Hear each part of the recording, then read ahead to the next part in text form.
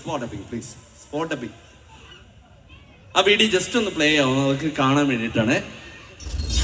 കണ്ടോ, 5 4 3 2 അങ്ങനെ 1 അങ്ങനെ കുറെ കൗണ്ട് ഡൗൺ കൊടുത്തിട്ടുണ്ട്.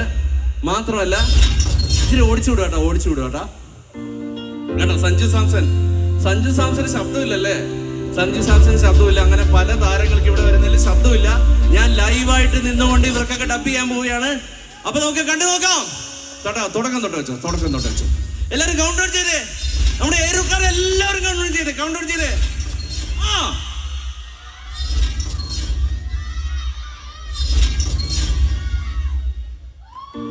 ചെന്നൈയിട്ടുള്ള മാച്ചസിൽ 24 വേണം, 20 വേണം. നമ്മുടെ സന്ദീപ് ശർമ്മ ബോൾ ചെയ്യുന്നുണ്ട്, ജഡേജ സ്ട്രൈക്കിലുണ്ട്, ധോണി പേപ്പറിൽ നിൽക്കുകയാണ്. ഞാൻ കഴിവറ മോനെ, നീയും നിന്റെ കൂടെയുള്ളവരോട് വന്നില്ലെങ്കിൽ നിന്റെ കുടുംബത്തെയും വെച്ചേക്കില്ല, നിന്റെ കൂടെയുള്ള ഒരുത്തനെ ഞാൻ വെച്ചേക്കില്ല. നീയൊക്കെ എവിടെ പോയി വിളിച്ചാലും ഞാൻ പൊക്കും.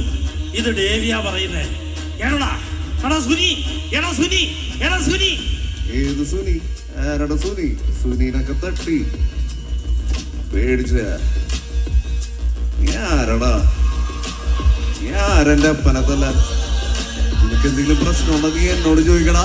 ഞാനടാ ഓണാ? Don Sebastian. എന്ത് തോന്നിയാസടാ നീ കാണിക്കുന്നേ? നിനക്ക് ബോധമില്ല. ഇത് പോലീസ് സ്റ്റേഷൻ, നിന്റെ അച്ഛവിടല്ല. ഈ കിടക്കുന്ന തൊണ്ടിയാ. ഞാൻ എന്ത് ചെയ്യണ്ടെന്നുള്ളത് ഞാൻ തീരുമാനിച്ചോളാം. നീ ആക്രി കൊണ്ട് ജീവിക്കുന്നത് എനിക്കൊന്ന് കാണണം. ഏതോരുത്തൻ ചത്തേന്റെ പേര് സിനിമയിൽ നിർത്തി നാട്ടിൽ വന്നതും പിന്നെ ആ ചാത്ത ഇഴവന്റെ ആക്രി കാറിന്റെ അതുവരെ നീ ഞങ്ങളടുത്ത് പറഞ്ഞിട്ടുള്ളൂ. നിന്നെ കാണാൻ ജോർജ് സാർ ഇവിടെ വന്നിട്ടുണ്ട്. നിന്റെ മുന്നേല് ജോർജ് സാർ ഇങ്ങനെ നിൽക്കുന്നുണ്ടല്ലേ, നീന് ജോർജ് സാറിന് ഇനിയും കുറെ അറിയാനുണ്ട്. എല്ലാവരും സൈലന്റ് ആണല്ലോ.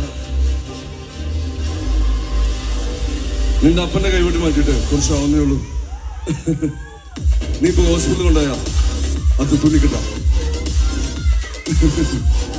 നീ ആവശ്യം കാണിക്കാതെ നിന്റെ അപ്പാനും ഉണ്ണാനും കാണുള്ള കൈ വെപ്പിക്കാൻ തുടങ്ങി. ഒരു ക്രൈം സംഭവം കിട്ടും തെളിവുകളെ പരസ്പരം കണക്ട് ചെയ്തുണ്ടാക്കുന്ന കഥയാണ് കുറ്റാന്വേഷണം. ആ കഥയിലെ ലോജിക്കലി നമുക്ക് ആവശ്യമെന്ന് തോന്നുന്ന എല്ലാ കാര്യങ്ങളും ഒഴിവാക്കി നിർത്തുക. അവസാനം കിട്ടുന്ന കഥയായിരിക്കും യഥാർത്ഥത്തിൽ നടന്ന കുറ്റകൃത്യം. അതായത് അന്നം പണ്ട് സ്കൂളിൽ പഠിക്കുന്ന സമയത്ത് ഒരു ബന്ധുവിന്റെ ജ്യൂസ് കടയിൽ പാർട്ട് ടൈം ആയിട്ട് ജോലിക്ക് ഉണ്ടായിരുന്നു. കമ്പനി 8 നിലയെ പൊട്ടി. അണ്ണന് പിന്നെ കോളേജ് ചേരാൻ പറ്റിയില്ല. പിന്നെ അണ്ണൻ കടയിൽ നിന്ന് അടിയോടടി. ഇന്ന് നേരത്തെ പോണം, നാളെ ഡീറ്റെയിൽ ആയിട്ടും മിണ്ടാം. Cheers. അമ്പാൻ ഗൺ. അണ്ണ ഗണ്ണെടുക്കാൻ മറന്നു. ಗನ್ ತಗೊಂಬಂದಿಲ್ವಾ? ಯಾರು ತಳ್ಳೇದನ್ನ ಹೇಗಾಗಿದೆ? ಗನ್ ತಗೊಂಡಿಲ್ವಾ? എട മോനെ, രംഗച്ചേട്ട കാണിച്ചു. അമ്പാണ് ദോഷി.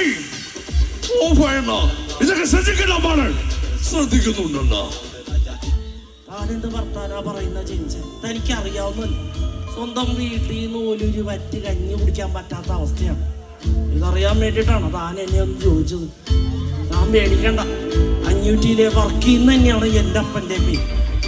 എല്ലാവരും റിപ്പറെന്നും ക്രൂരെന്നും വിളിക്കുന്നത് എനിക്കുള്ളത് മാനസിക പ്രശ്നങ്ങളല്ല, ലഹരിയാണ്. ചുറ്റികൊണ്ട് തലക്കടിക്കുമ്പോൾ തലയോട്ടി പിളരുന്ന ഒരൊച്ചയുണ്ട്. അതിൻ്റെ കൂടെ നാട്ടുകാരുടെ നിലവിളിയും കൂടെ ആകുമ്പോൾ ഈ നഗരത്തിന് ഗംഗയെ വേണ്ട. അവൻ വെറുമൊരു വേസ്റ്റാണ്. അല്ല, ഗംഗ നിന്റെ ആരാ? അവന്റെ കെട്ടിയോൾക്ക് പോലെ അവനെ വേണ്ട. പിന്നെ നീ എന്തിനാണ് അവൻ അന്വേഷിച്ച് നടക്കുന്നത്? അവനൊരു പേപ്പട്ടിക്കാടാ.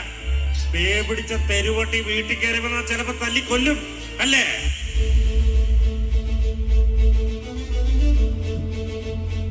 കൃഷിയോട് അങ്ങനെ ഒരു തരം സംസാരിക്കാൻ പാടില്ല.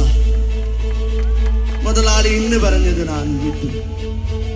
പക്ഷേ ഇനി അങ്ങനെ ഉണ്ടായാൽ മുതലാളി പടവാക്കി ചില്ലിട്ട് ഞാൻ ചുവരിൽ കെട്ടി എന്റെ സ്വന്തം ചിലവിൽ 6 അടി നിലത്തൊരു കുളിയും എടുത്തു.